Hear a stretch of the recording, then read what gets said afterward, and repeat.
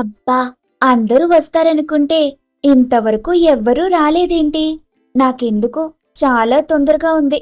వీళ్ళసలు వస్తారంటావా? అని అనుకుంటూ తనలో తాను మాట్లాడుకుంటూ ఉండగా అంతలో బుజ్జిపావురం అక్కడికి వస్తుంది. ఏంటి జాను, నువ్వొక్కడివే పనిచేస్తున్నావు? మన వాళ్ళందరూ ఎక్కడికి వెళ్లారు? వనభోజనాలని చెప్పారు. నన్నేమో అన్ని సామాన్లు తీసుకురమ్మని చెప్పారు. నేనన్నీ తీసుకొచ్చి వంట కూడా మొదలుపెట్టాను. ఇంతవరకు ఎవ్వరూ రాలేదు. వెళ్ళి నా భార్యను తీసుకొస్తాను. నాకంటే ముందు బయలుదేరింది ఖచ్చితంగా సోను దగ్గరికి వెళ్ళి ఉంటుంది. ఖచ్చితంగా అక్కడికి వెళ్ళుంటుంది. వాళ్ళ దగ్గరికి వెళ్ళి వాళ్ళిద్దరినీ తీసుకునిరా.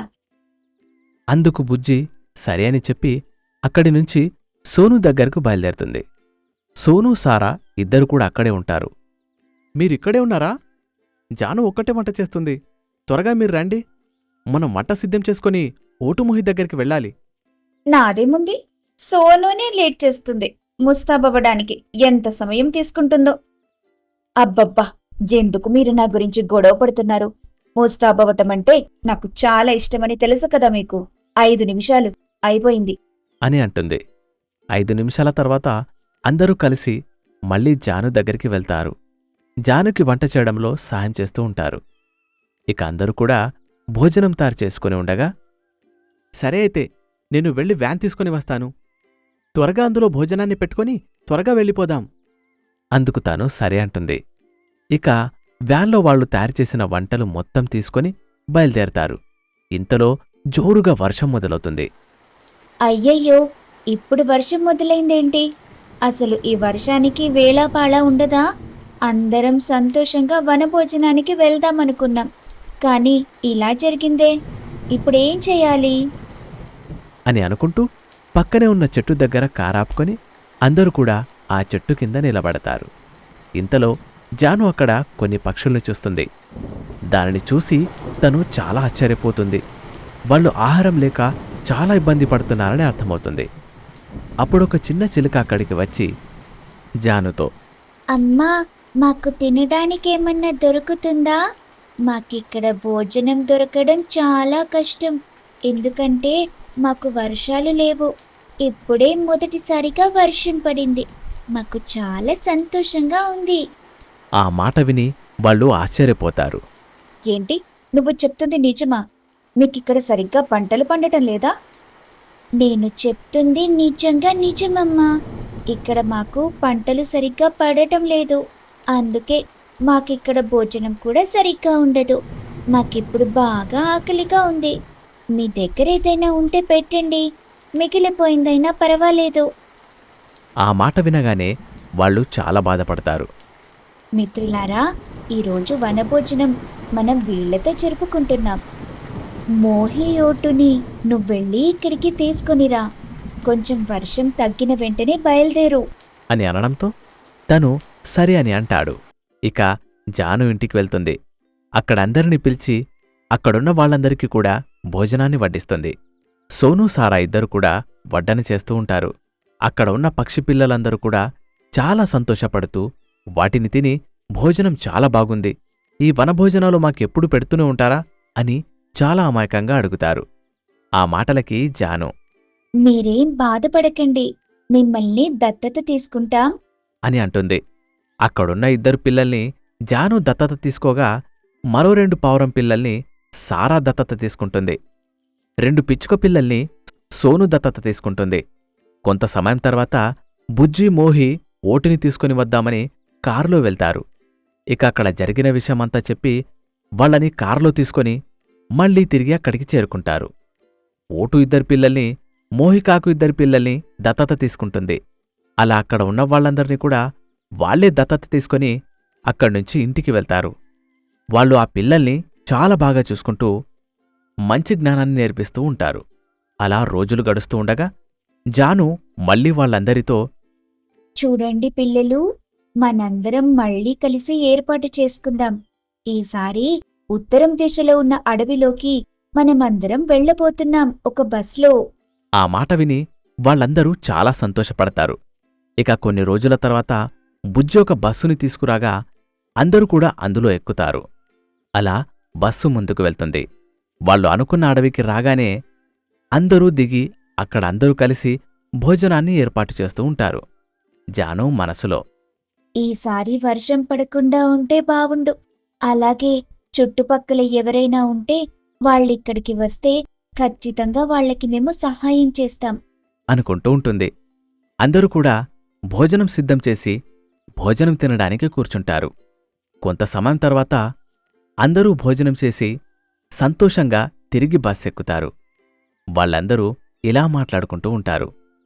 మొదటిసారి మనం వనభోజనాలు ఏర్పాటు చేసినప్పుడు బంగారం లాంటి పిల్లలు మనకి దేవుడిచ్చాడు. రెండోసారి వనభోజనం ఏర్పాటు చేసినప్పుడు మనం చాలా సంతోషంగా కలిసిమెలిసి పని చేసుకొని అక్కడ భోజనం చేశాం. దేవుడు మన కుటుంబాల్ని దీవించాలనుకున్నాడు కాబట్టి ఇదంతా చేశాడు. ఒక వనభోజనం మన జీవితాల్లో కొత్త వెలుగుని ప్రారంభించింది. అలాగే వీళ్ళకి కూడా. అని చెప్తూ ఉండగా జాను పిల్లలు, అవునమ్మా, మీరు చెప్పింది అక్షరాల నిజమే. మా జీవితాలు సంతోషకరంగా మారతాయని మేమస్సలు ఊహించలేదు. అనుకోకుండా మీరు మా జీవితంలోకొచ్చారు. మా జీవితాల్ని మార్చినందుకు చాలా సంతోషంగా ఉంది. మేము ప్రతి జన్మకి మీకు రుణపడి ఉంటాం. అని అంటుంది. నిజమే, మనల్ని ఆ భగవంతుడే కలిపాడు. అంటూ అందరూ కూడా ఆనందపడుతూ ఉంటారు. ఆ తర్వాత ఎవరి దారిన వాళ్ళు వెళ్ళిపోతారు. అలా రోజులు గడుస్తూ ఉన్నాయి. వాళ్ళు ప్రతి సంవత్సరం వనభోజనాలు ఏర్పాటు చేస్తారు. ఆ రోజుని అందరూ చాలా సంతోషంగా పండగలాగా జరుపుకుంటూ ఉంటారు. పిల్లలు పెద్దవాళ్లు కావడంతో వాళ్ళందరికీ వాళ్ళు సహాయం చేస్తూ ఉంటారు. ఆ సమయంలో ఒక ముసలి గద్ద అక్కడికి చేరుకుంటుంది. ఆ గద్ద చూసి, వీళ్ళు చాలా సంతోషంగా భోజనం చేస్తున్నారు, ఖచ్చితంగా నాకు సాయం చేస్తారు అని అక్కడికి వెళ్తుంది. అప్పుడు ఓటు తనను చూసి, అమ్మా అమ్మా అంటూ దగ్గరికెళ్తాడు. తను ఎవరో కాదు, ఓటు వాళ్ళ అమ్మ. ఓటు తల్లి తన చిన్నప్పుడే అతన్ని వదిలిపెట్టి వెళ్ళింది. ఎందుకంటే ఆమెకి మతిస్థిమితం లేని కారణంగా. ఓటు ఏడుస్తూ, అమ్మా, నన్ను గుర్తుపట్టలేదా అమ్మా? నేను నీ కొడుకునమ్మా. అమ్మా, ఎక్కడున్నావమ్మా ఇన్ని రోజులు?